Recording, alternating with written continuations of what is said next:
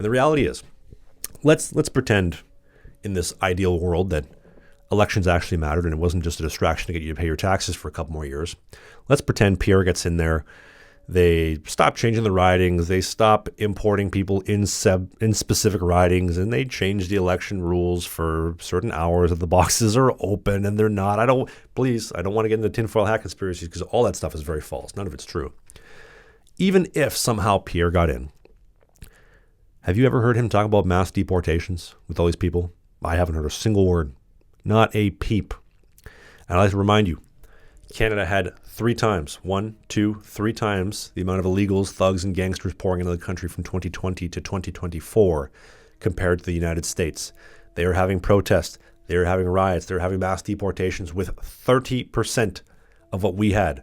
And there's not a single word coming out about mass deportations. Nobody wants it. You will never see mass deportations ever happening in this country, ever.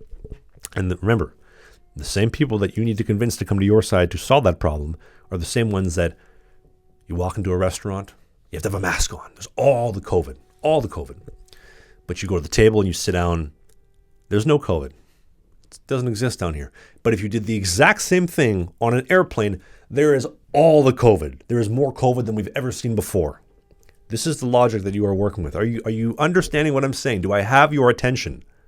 This is why the problem cannot be solved. And you know what the solution for all this stuff is? You're going to pay higher taxes. You are not going to have any kids. You are going to collect cats and sticker book tattoos. You're going to be driven into poverty.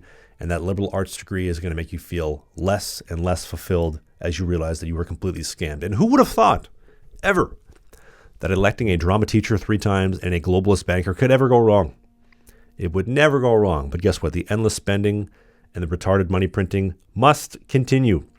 And it's going to continue via taxation of your stupid ass for all the things that you vote for. Your wages will be driven down. Your quality of life will continue to go down. The cost of things will go up.